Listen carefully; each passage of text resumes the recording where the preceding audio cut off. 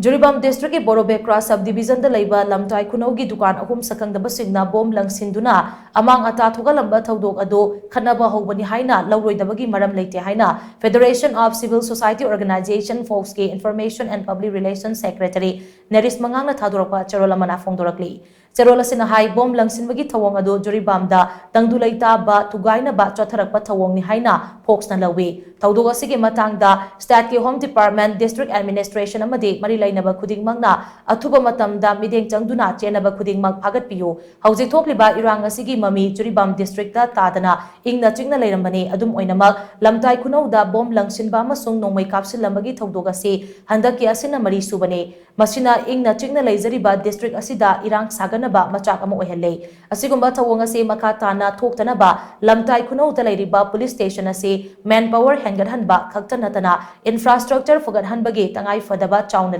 Haina su cherol asina palli nakal amaromda Indigenous Tribes Advocacy Committee Farzol and Jiribam District Kawbalup amana arambai tengol yauna lalholup amada thawdok asiga mari lainana mara sirakliba si laibak thibani thawong aside huran makokta napi pakle haibadu chapchana thokle haina su cherol asina makhatari